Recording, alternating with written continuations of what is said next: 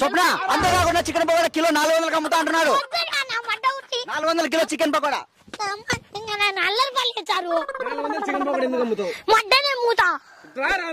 నాకు వద్దు. బండి చికెన్ బండి ఫ్రీ వచ్చింది, చికెన్ ఫ్రీ వచ్చింది. మళ్ళా బండి నుంచి కిలో 400 అమ్ముతాడు. ఈ రోజు అవినీతి పరంగా చూసుకుంటే రొట్టెగాడు చెప్పిన మాట చాలా అవినీతి పరంగా రాజకీయ నాయకులు అవినీతి చేస్తున్నాడని రొట్టెగాడు అంటున్నాడు. వాంతో చెప్పించుకోండి, నాకు అనవసరం. ఓకే రొట్టె 400 చికెన్ పకోడా ఎందుకు అమ్ముతున్నావు? నీకు చికెన్ ఫ్రీ, చికెన్ బండి ఫ్రీ, మసాలా ఖర్చు ఒకటి నువ్వు పెట్టుకుంటున్నావు. మసాలా ఖర్చు ఒకటి గౌరవంగా మాట్లాడండి.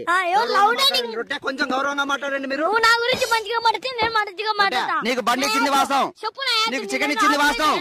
తర్వాత అయితే మీతో చెప్తాంటే ఎంత ఎత్తుకుని మీకు గుద్ద మూసుకొని ఉండాలి. తెల్ల పంచ ఛానల్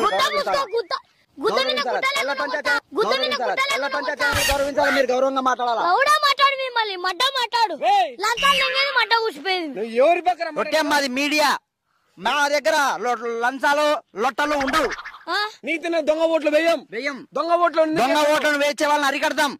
నా మడ్డ ఓటకెళ్ళి మొత్తుకుని చెప్తాంటే నా మీద పడి చచ్చా. నీ గుద్ద ఆడ ముసలి మడ్డ పడి చచ్చారు.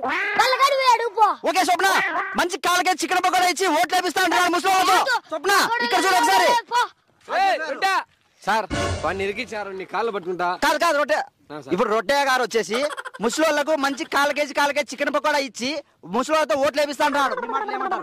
సార్ నేను గూడూరు గుద్దదింగ ఎత్తుకున్నట్టుంది సార్. నాకు ఈ పంచాయతీ వద్దు సార్, నీ కాళ్ళు పట్టుకుంటే ఉంటా సార్. సార్ నాయనా వాళ్ళకి చెప్తాను సార్. నాకు ఏ రాజకీయాలు వద్దు నాయనా. మీరు దెంగేరు మళ్ళీ నాకు చీనపడి పని కాడికి వచ్చి మీరు గుద్ద మూసుకొని ముసలోళ్ళకు 3000 పెన్షన్ వస్తుంది. అయినా కాళ్ళకే చికెన్ పకోడా వారానికి ఒకసారి అందిస్తున్నాను. ఎందుకు?